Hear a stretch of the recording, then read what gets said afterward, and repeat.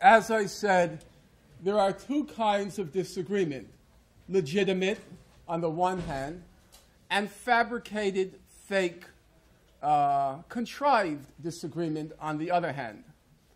Let me first talk briefly about the legitimate disagreement. And the legitimate disagreement, let's give an illustration of what it looks like in practice rather than looking at it in theory. Let's take the question of those Palestinian refugees. You can agree on the facts of what happened in 1948. You can have factual disagreement, but you can have moral disagreement. The moral judgment doesn't follow from the factual one. Well, what does that mean? Let's take someone like Benny Morris. He acknowledges what happened in 1948 was an ethnic cleansing. He doesn't dispute it. But he says, I think sometimes ethnic cleansings are good things, not bad things. So he says in North America, I'm using his words now, I think the annihilation, his word, of the native population was a good thing because it made possible the great American Republic. And the same way he says, I think the expulsion, the cleansing of the Palestinians was a good thing because it made possible a Jewish state. And he's very emphatic, in my view rightfully so, that it was impossible to create a Jewish state without ethnic cleansing. He says, however way you cut up that map of Palestine, however way you try to cut it up, you still have the problem that there are too many Arabs. And he points rightfully, for example, to the case of the famous 1930s proposal in 1937 of the Peel Commission, which says we'll give the Israelis, not Israelis then, we'll give the Jews 10% of Palestine. But even with 10%, you still had to expel 250,000 Palestinian Arabs, says the Peel Commission.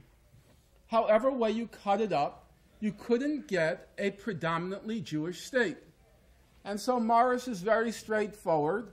If that was the price to create a Jewish state, I think a Jewish state is the greater good. Or, if you take, for example, Harvard professor Alan Dershowitz, in his 1991 quote-unquote autobiography, you always have to qualify it, he writes that ethnic cleansing is let's get it right, a fifth-rate moral issue. And he says it's akin to massive urban renewal. And it's not it's an issue, but relatively speaking, a trivial one. That's a moral judgment. People disagree in their moral judgments, even if they agree with the facts. Now, if you return for a moment to the moral universe of normal human beings, you can agree on the facts, you can agree on the moral issues, you can agree on the legal issues, but still reach altogether different political conclusions. Now, that may surprise some of you. Well, how does that work? Let's take Professor Chomsky. He agrees it was an ethnic cleansing in 1948. Nobody disputes that, or virtually no one. He agrees, morally, it was an abomination. Legally, Palestinians have the right to return. Incidentally, it'll come as a surprise to people here, I think, that right of return. It's utterly uncontroversial among legal specialists. It's not a contentious issue. In the year 2000, Amnesty International put out a statement. Human Rights Watch put out a statement. They said the Palestinian right to return is incontrovertible. There is no way that under international law you can deny them that right. I know personally that within Human Rights Watch, some members lobbied very hard to get Human Rights Watch not to reach that conclusion. They even hired outside lawyers to prove the Palestinians did not have the right of return. But when Human Rights Watch, in good faith, examined the law, the conclusion was inexorable. Twist and turn the words as much as you like, but no honest person in good faith can reach another conclusion. So Professor Chomsky, well within the mainstream consensus among legal scholars, says under international law they have the right of return. However, he reaches an altogether different political conclusion. He says, I don't think it's feasible, I don't think it's going to happen, and I think it's immoral to tell Palestinians in refugee camps to give them hope that it will happen when it's not going to happen. That's a different political conclusion. Agree in the facts, the morality, the legality, but the politics, a different conclusion. To my thinking, that doesn't make anyone the enemy. Honest people can disagree. It's called judgment. And in matters of judgment, people weigh things, weigh factors, and reach different conclusions. It doesn't make anyone the enemy. Those are, in my view, legitimate disagreements. Having said that, I also have an obligation to point out that on the broader question of the politics of the Israel-Palestine conflict, again, there is no controversy at all. Since the mid-1970s, the international community has reached a consensus on how to resolve the conflict. Everyone in this room knows it. It's called the two-state consensus. Israel has to fully withdraw from the West Bank and Gaza and East Jerusalem in accordance with that principle I mentioned earlier, the inadmissibility of acquiring territory by war.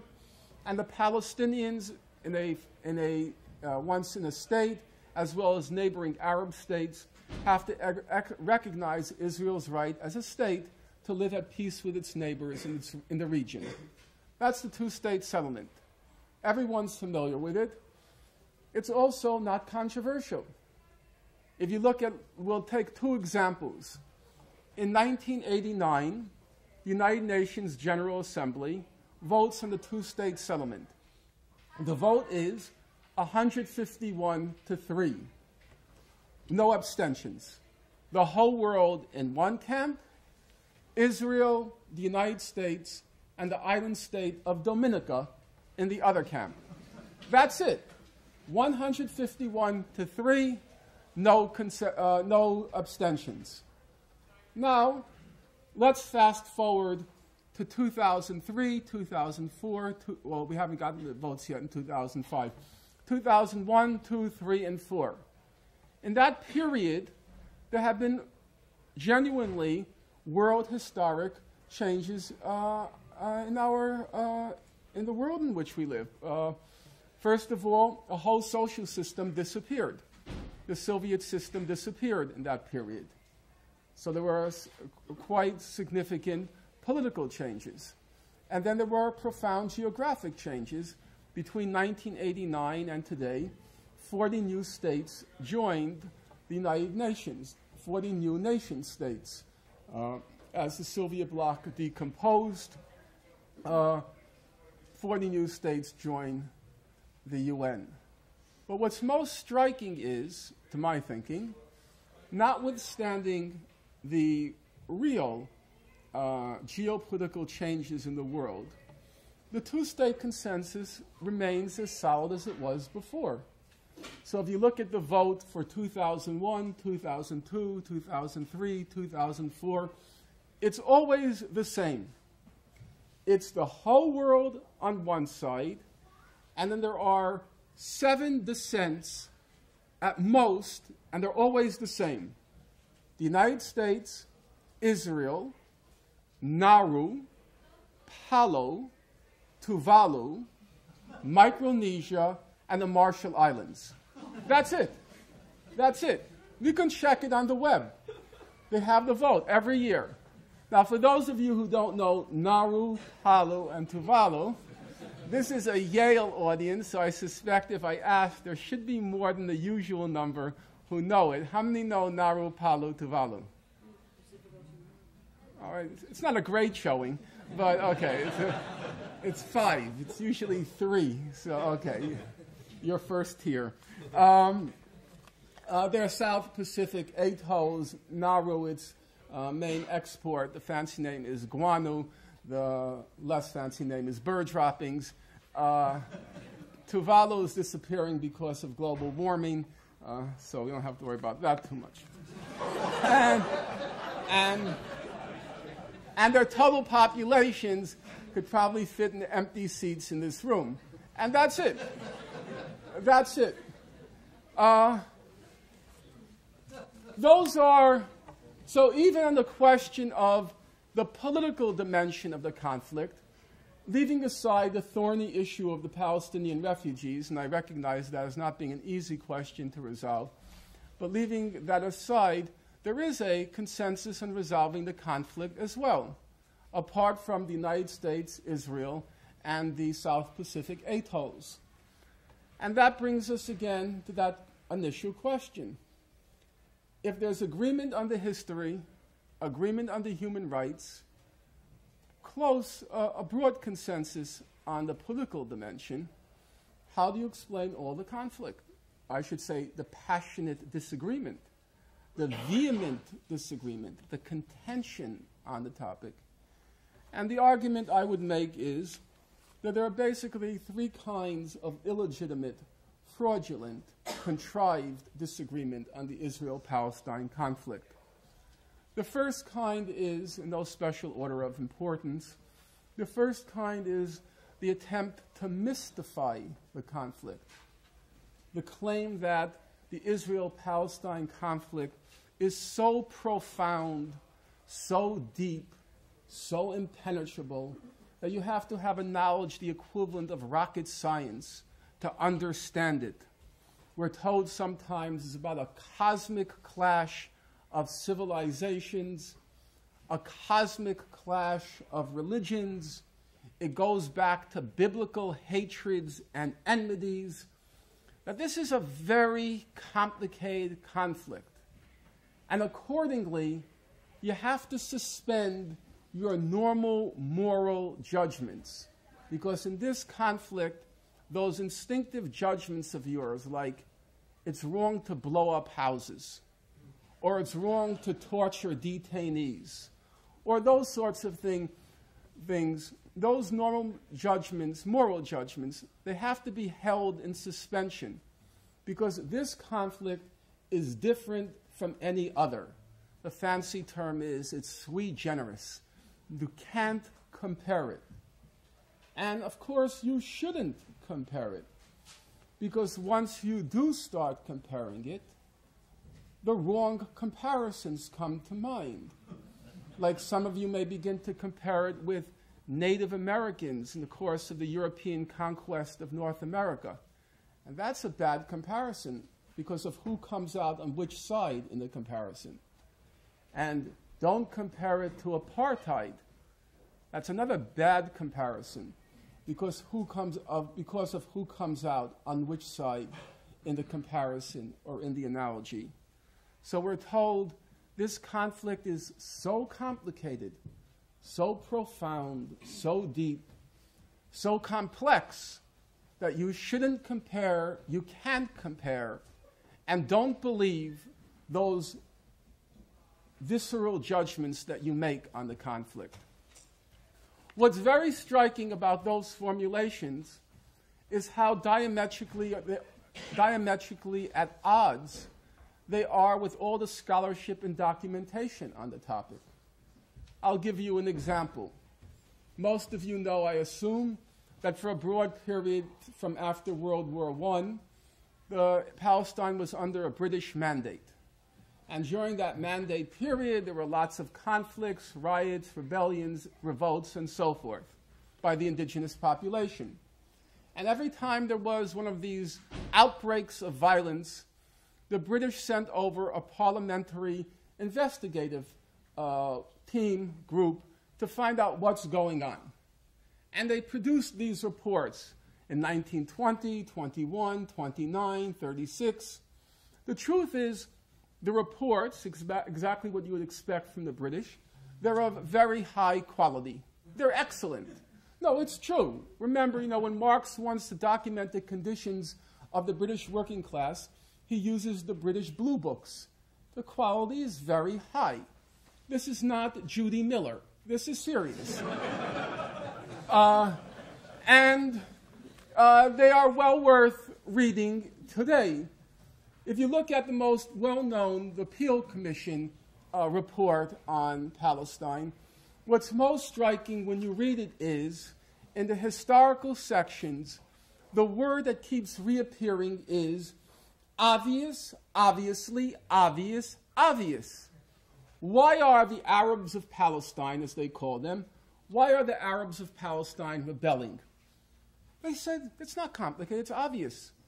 All of the neighboring Arab states are have gotten independence or are on their way to independence, namely Transjordan. The only ones who are being denied their right to self-determination and statehood are the Arabs of Palestine. So they say it's obvious why they're rebelling. And then they say, well, all of these Jews are pouring in, and the Arabs of Palestine are worried that when they're finally given the independence, they'll be a minority. And they don't know what's going to happen to them as a minority. And the British said, so it's obvious why there are revolts and so forth in Palestine. Not complicated. Not complicated at all. The political solution, they said, yes, that's complicated. But the roots of the conflict, very straightforward. And they keep reiterating it. Or, let's take the case of Benny Morris.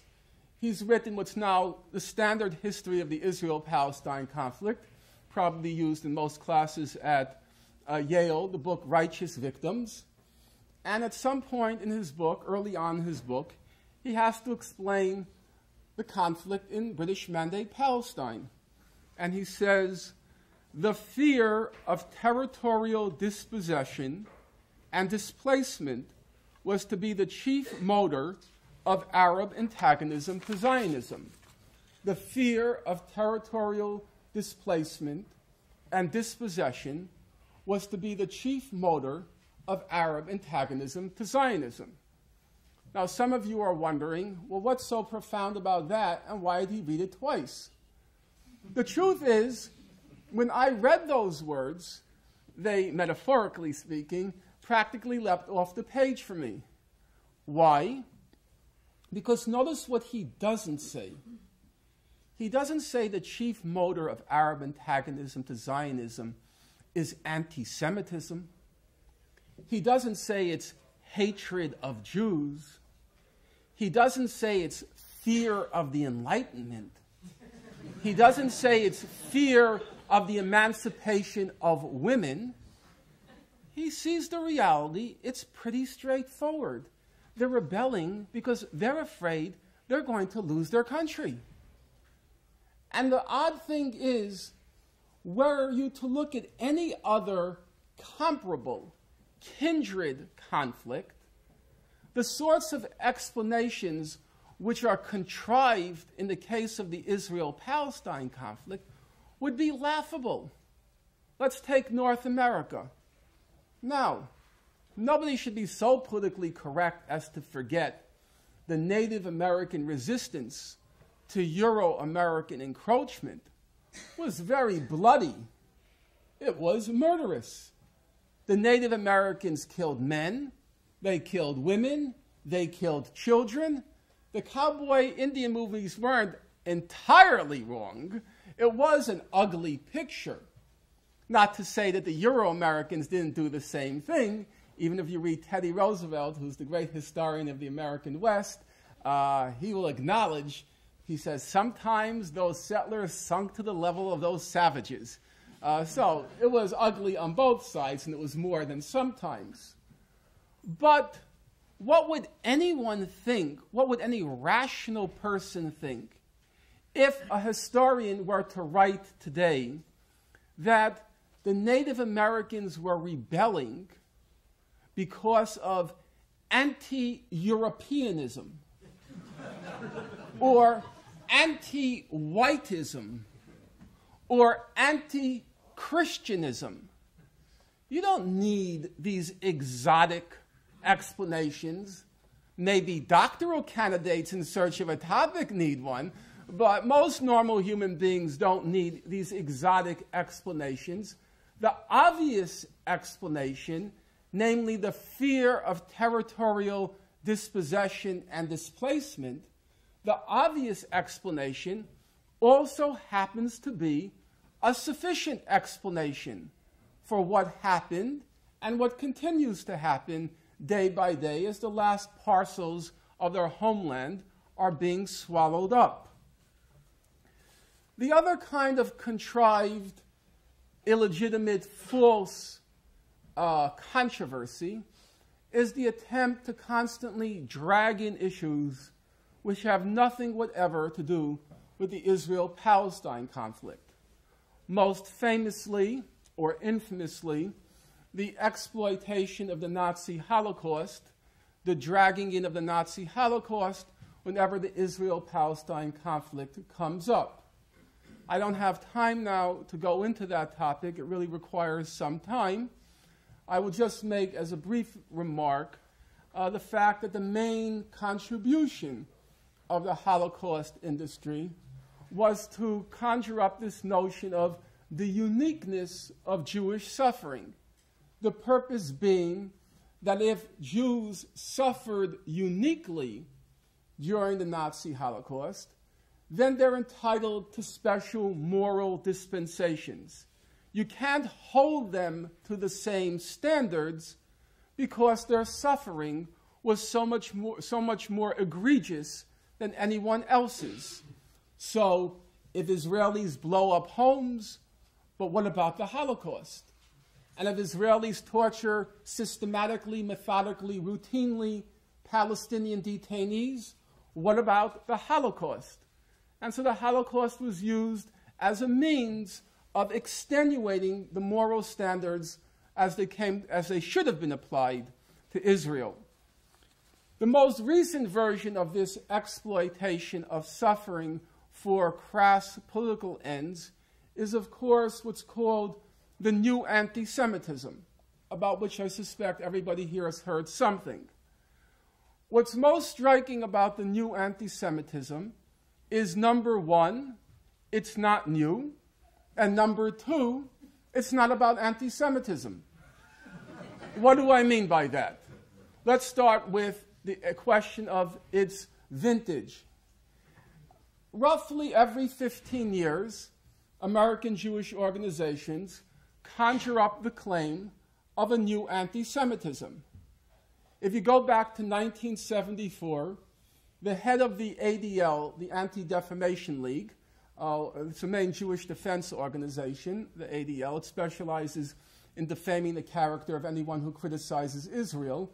The ADL put out in 1974, the head, Arnold Foster and his colleague Benjamin Epstein, they put out a book. You should go check your library. My DePaul University library has about 6 books, and we amazingly have it, so you've got to have it. What was it called? It was called The New Anti-Semitism. In 1981, the new head of the ADL was a fellow named Nathan Perlmutter, and he and his wife, Ruth Ann Perlmutter, they put out a book. It's called The Real Anti-Semitism, the thesis of which is there's a new anti-Semitism. And in 2000 or 2001, the current head of the ADL, Abraham Foxman, puts out a new book, Never Again, about the new anti-Semitism.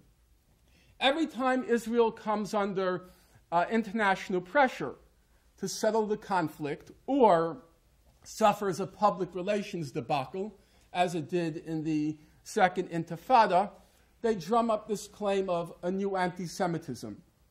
What's really striking, to me at any rate, is not only at the general level, but at the level of the detail, it's a case of everything old is new again.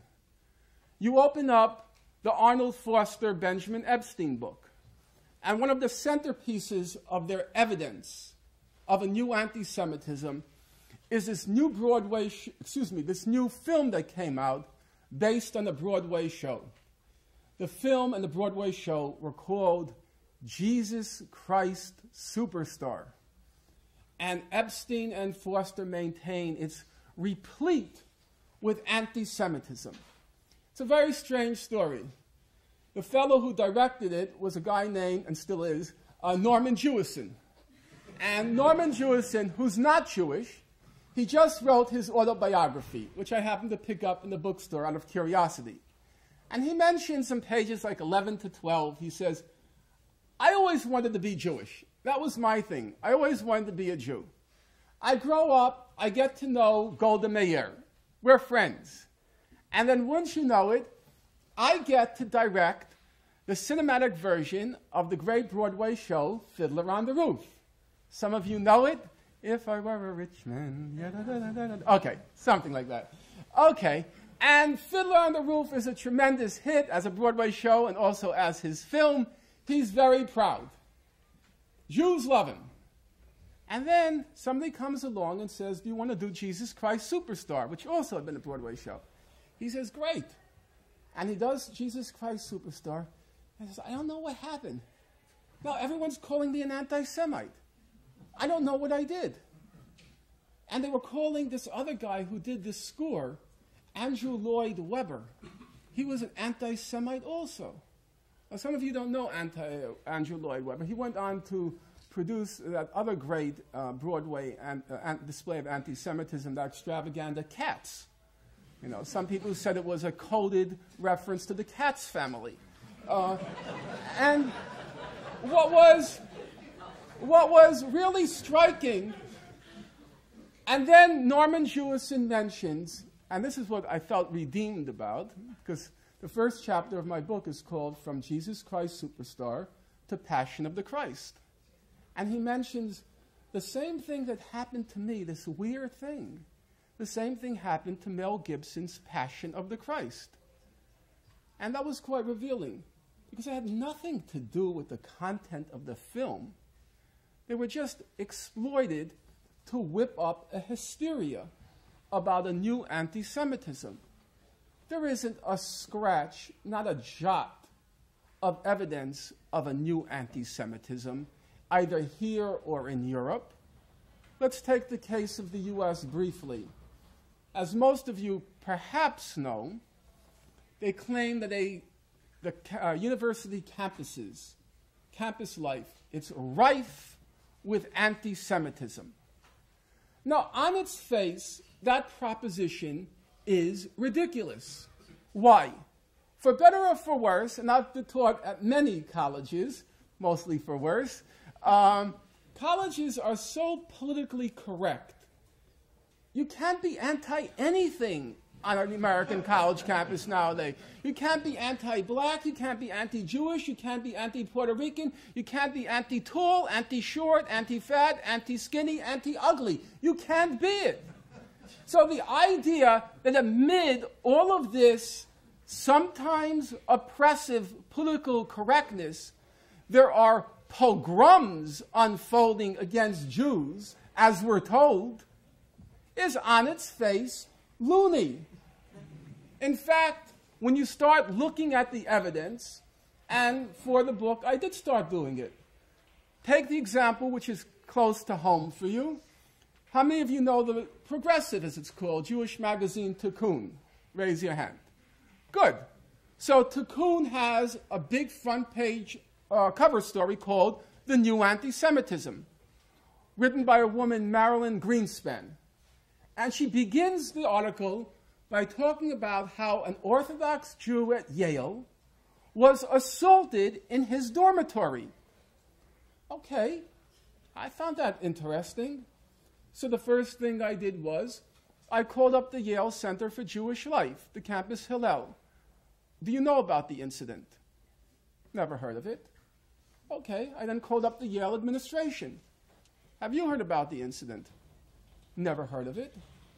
So nice, I wrote Marilyn Greenspan, what's your basis for that claim about Yale?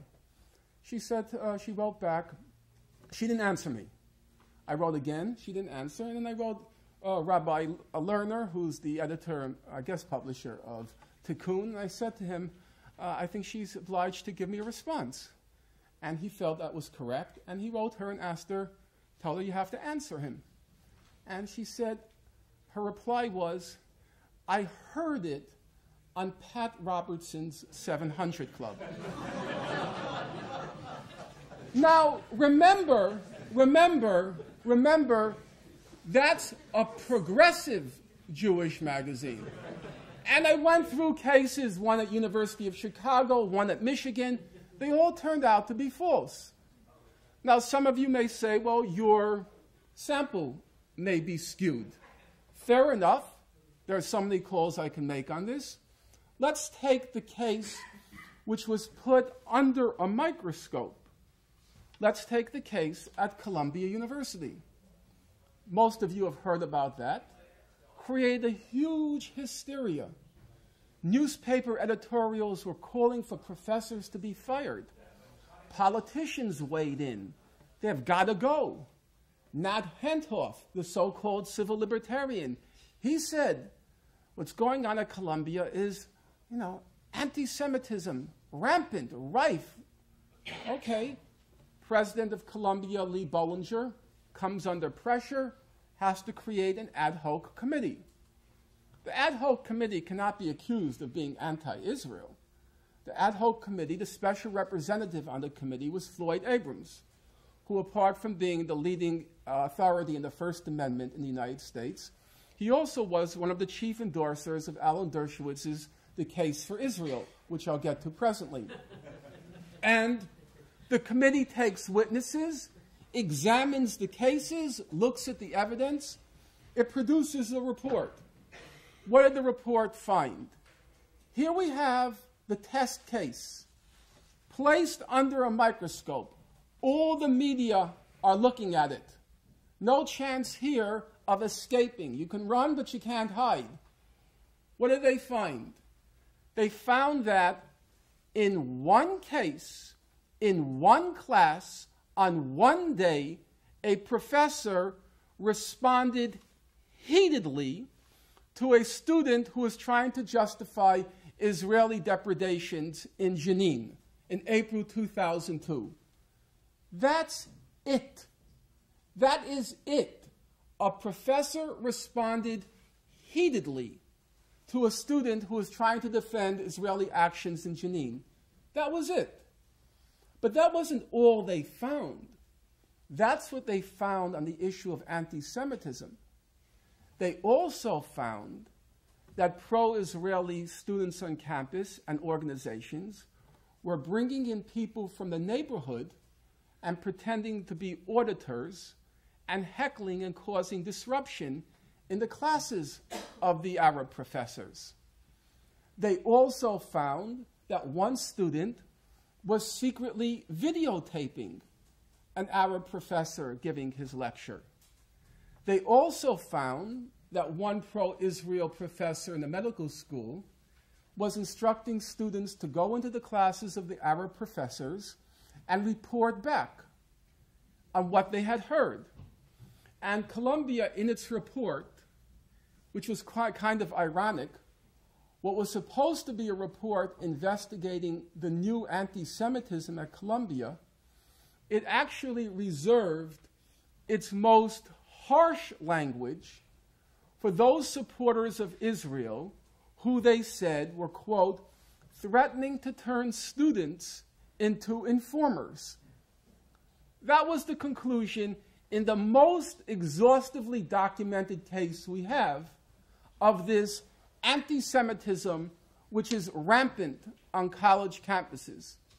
I don't have time now to go into the European case, except to say, again, a very abbreviated presentation.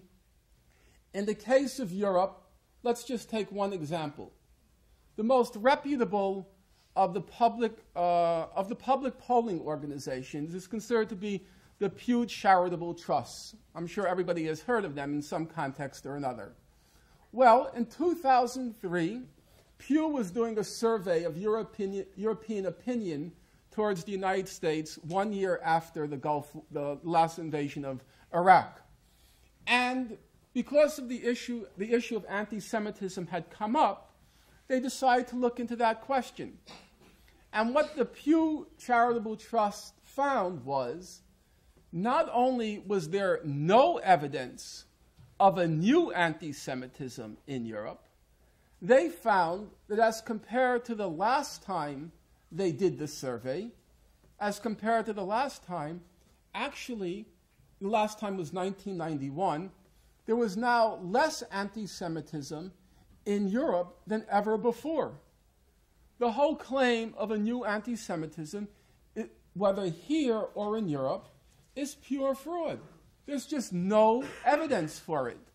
I don't have time to go through the whole record now, but I do in the book. I go through all the reports that were published to look at the evidence. The evidence is laughable. Anti-Semitism in Italy. Well, how do you know? We attended a meeting of the newly formed Communist Party, and there were people wearing keffiyehs. That was the evidence they used. New evidence of anti-Semitism in Netherlands. What's the evidence? During the Israeli invasion of Jenin, Greta Duisenberg, the wife of the president of the European Bank, Greta Duisenberg hoisted the Palestinian flag on her balcony. That's what the new anti-Semitism is about. It's just about criticism of Israel and criticism of what Israel is doing to the Palestinians. And that's credited as anti-Semitism. Let me now turn to the last topic of contrived and illegitimate disagreement. And in many ways, it's kind of the funniest one, but also the most depressing one. And that is the vast proliferation of sheer fraud masquerading as scholarship on the Israel-Palestine conflict. I began my remarks this evening by recalling my own experience with the Joan Peters hoax in 1984. And I end my remarks by another hoax which illustrates the persistence of this problem. Now, it is true that there's a vast proliferation of fraud and nonsense in general in public life. Probably around 60% or more of what you find on the web is loony, and we all know that. It's crazy. So the fact that somebody produces a hoax or individuals produce a hoax is not really news. What is news and what makes the Israel-Palestine conflict in many ways unusual, I refuse to use the word unique, make it unusual, is how much that is sheer nonsense and fakery passes muster as serious scholarship. That's a peculiarity of this conflict. Every academic discipline has what you can call mechanisms of quality control. And in the natural sciences, they're obviously much more compelling and determinative than in the social studies, because laboratories can replicate experiments and see whether what somebody says is true. In the social studies, we have methods of quality control which are not as efficient, but they most of the time work. So how do they work? Let's take an example. Remind me of your name? Excuse me? Fakery. Yeah, Fakery. Okay. Fakery comes up to me and he says, Professor Finkelstein, you won't believe what I just read. All right. What did you read? I read that Israel's human rights record in the occupied territories is generally superb. Really? Generally superb? And now the skeptical academic squints his eyes and puts to work those mechanisms of quality control. So Finkelstein says to Fakhry, really, who published that book? Fakhry says, it was published by John Wiley and Sons. And Finkelstein thinks, well, that is a reputable publisher. He's passed through that hoop. But then the skeptical academic says to Fakhry, who blurbed that book? And Fakhry says, who blurbed that book? This book got excellent blurbs. There's a blurb from Henry Louis Gates at Harvard. There's a blurb from Floyd Abrams, the New York Times' attorney. Excellent blurbs. Really? Al Finkelstein is wondering what's going on here.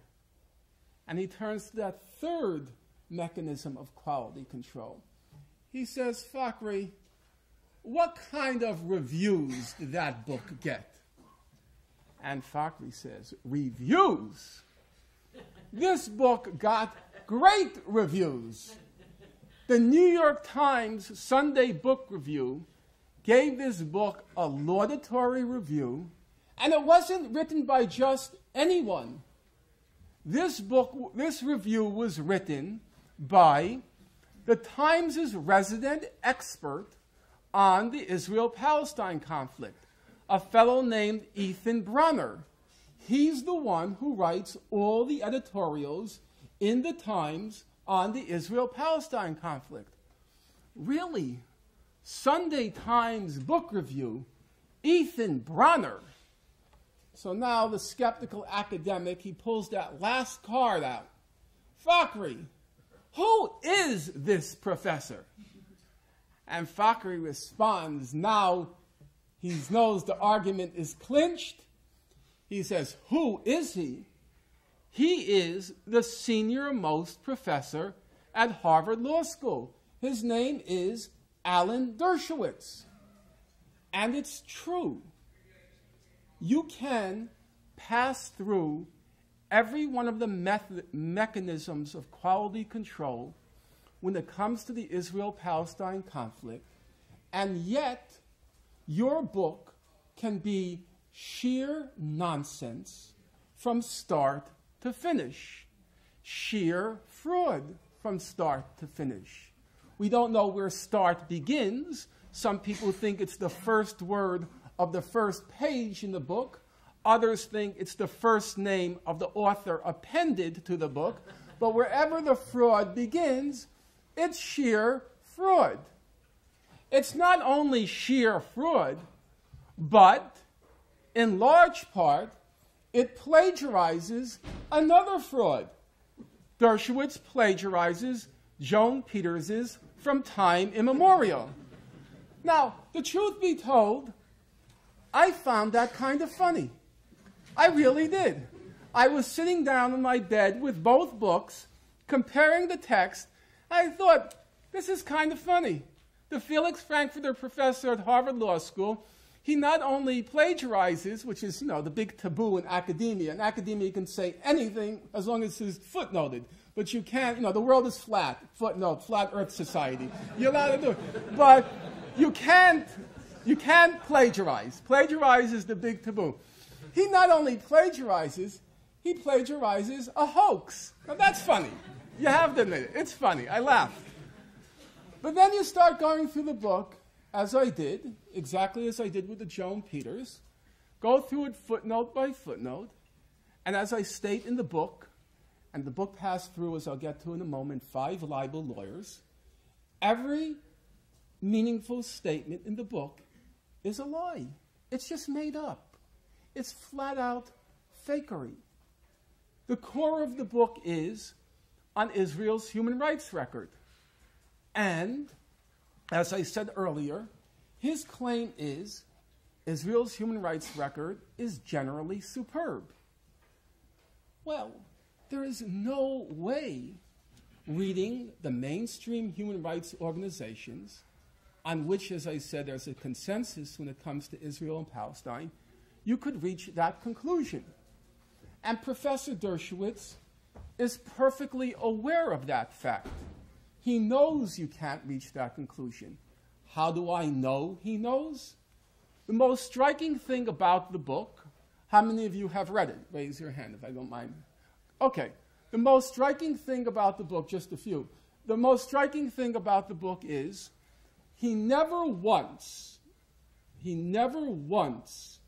cites any mainstream human rights organization, Amnesty International, Human Rights Watch, B'Tselem, Public Committee Against Torture in Israel, Physicians for Human Rights in Israel, never once cites any of them in order to support his claims. He doesn't cite them, not because he doesn't want to. Anyone who wants credibility will, of course, cite the mainstream human rights organizations. He doesn't cite them not because he doesn't want to, but because he can't. There is no way you can cite these human rights organizations and reach a conclusion that Israel's human rights record is generally superb.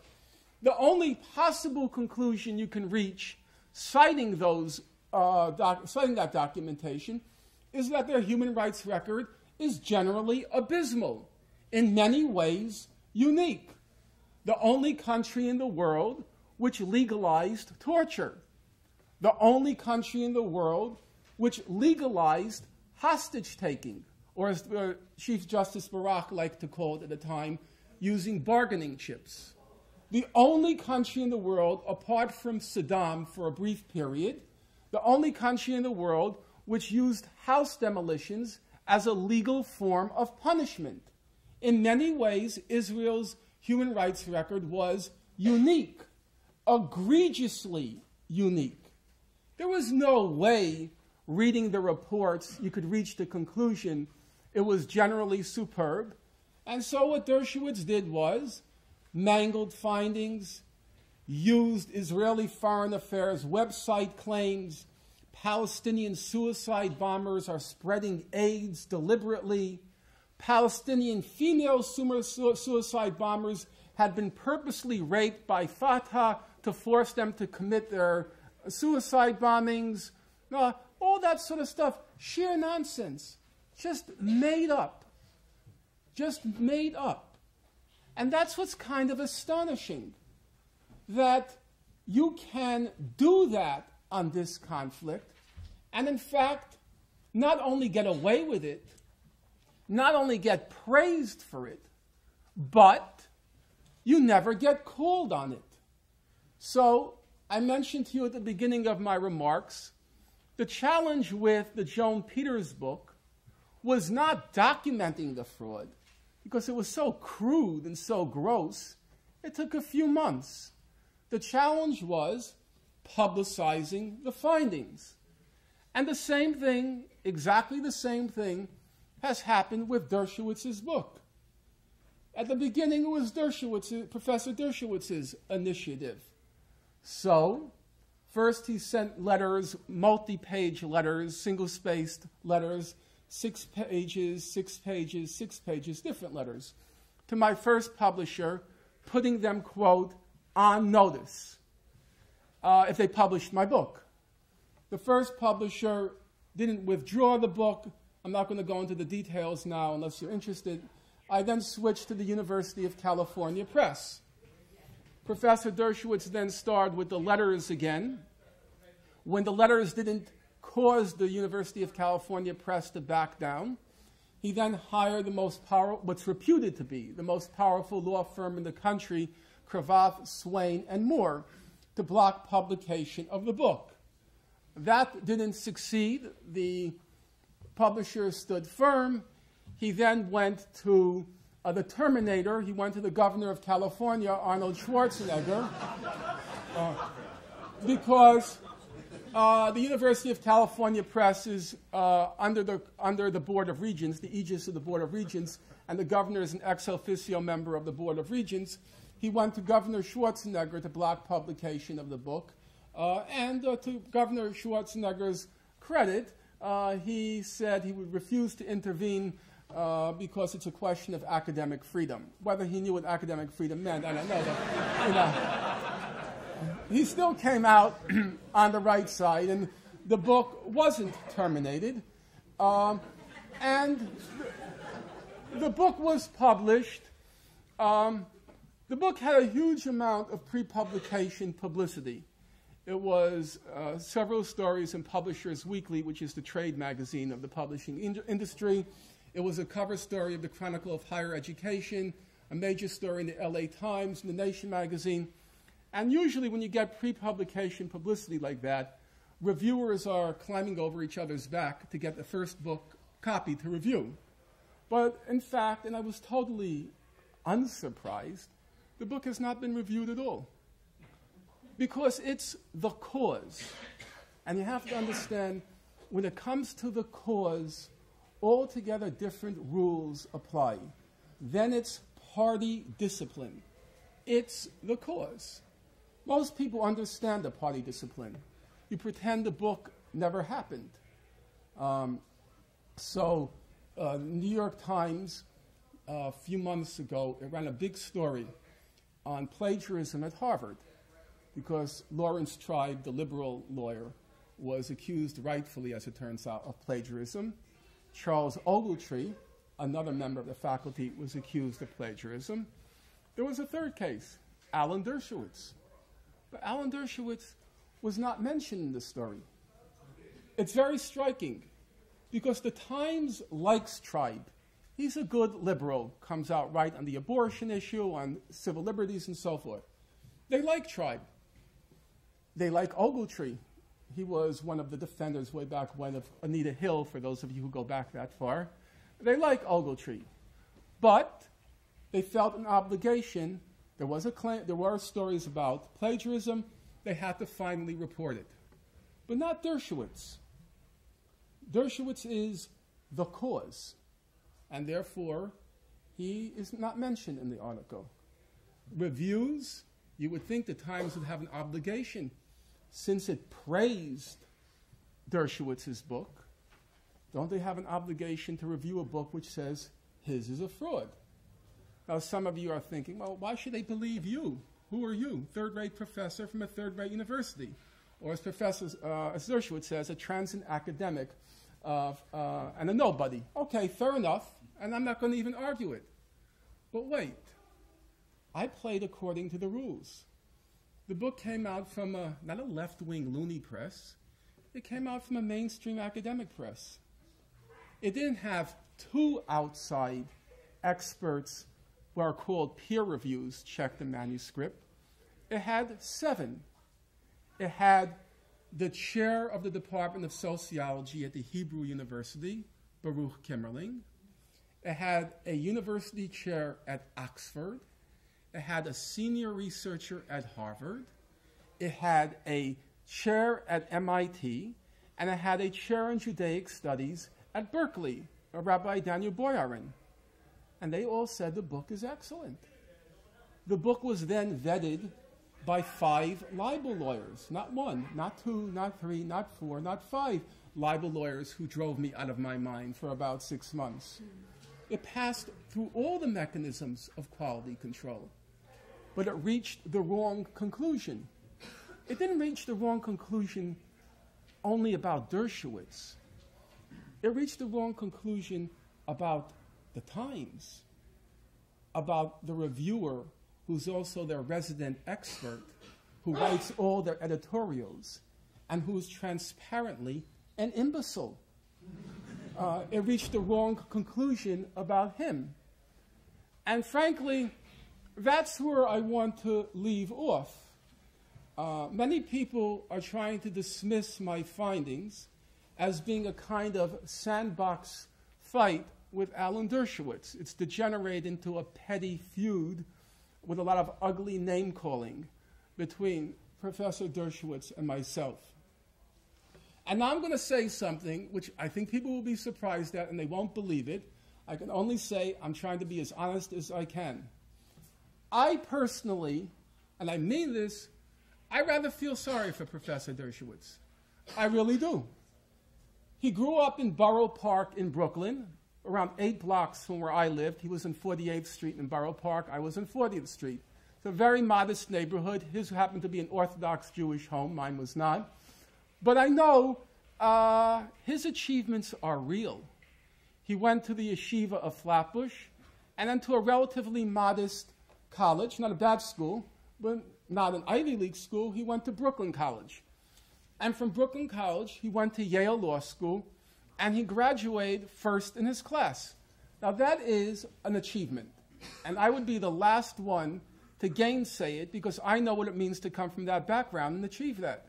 And then he became the youngest tenured professor at Harvard Law School. And that's an achievement. It's a great achievement. But the problem is that at some point when you reach that stature, you realize that you can say anything. You can say anything, and you are untouchable.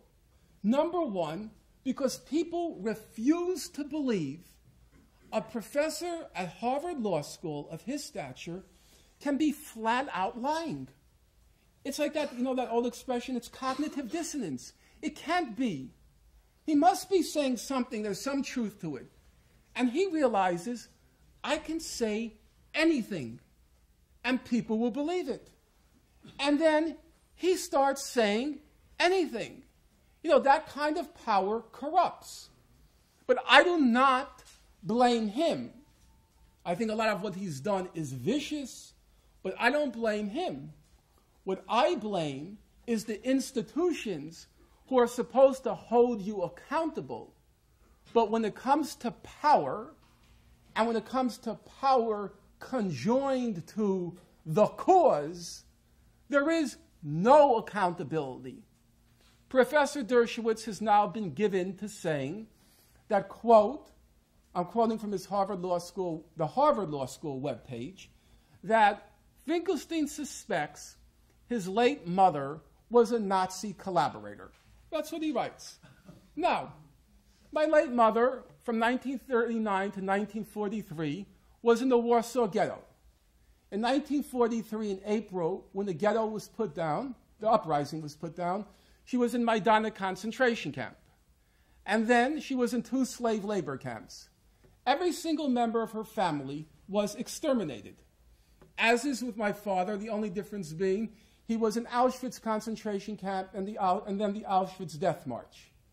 Now, there is nothing, and I'm trying to be objective, there is nothing more humanly despicable in the face of the suffering she endured and after her death to go around saying, as he says in his Harvard webpage, as he says in his new book, The Case for Peace, as he says everywhere, that Finkelstein suspects his late mother was a Nazi collaborator and a capo. Well, I think everyone in this room would agree that's like really over the top. So I have an email correspondence with the dean of Harvard Law School, Elena Kagan. I said, you know, Miss Kagan, I have 2 questions for you. Number 1, this is what I wrote about my late mother. This is what Dershowitz says. Is there any way you can render what I said as being my late mother was a Nazi collaborator? She won't answer that. Okay, let's go to question 2. Dean Kagan, do you have any limits on what you allow professors to put on Harvard Law School's webpage? Her press person, Michael Armini, replies, we give professors broad limits. Okay, I say, but broad limits, that doesn't mean no limits. So I said, Dean Kagan, let's take a hypothetical. If a Harvard law professor put up on the webpage, your webpage, that Dean Kagan suspects her mother was a whore, would you have him take it down? So she says, I won't discuss this anymore. And you know what's funny about that? I don't think that comment even remotely approaches what Dershowitz says. But why does he do it? Why does he do it? He does it for 2 reasons. Number 1, It's the Hitlerian big lie technique.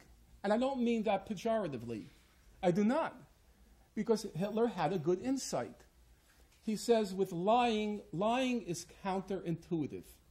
You would assume smaller lies are more credible than bigger lies. But he says it's not true. When somebody utters a small lie, you think maybe that's true, maybe that's not. But when somebody utters a gargantuan lie, you think nobody could possibly be so brazen as to say something like that unless it's true. And so the credibility of lies is inversely proportional to their size. And Dershowitz understands that. Say something so brazenly, egregiously false. Finkelstein thinks his late mother was a Nazi collaborator. And even people in this audience, I'm certain are thinking, there must be some truth to it. He couldn't possibly have said that. A Harvard law professor saying something so scandalous? It can't be. So part of it is the psychology, which is intelligent enough, and part of it is what I said earlier, zero accountability. He knows he can say anything, and he can get away with it. And that's, in my opinion, it's not his fault. It's the institutions which took what was obviously a quite, impressive young man of tremendous attainments and turned him into a moral monster. It's the institutions that created him, and it's the institutions which, in my view, are responsible for the lies and also for the perpetuation of a conflict which, frankly, could be resolved very easily, intelligently, and happily for all parties concerned. Thank you.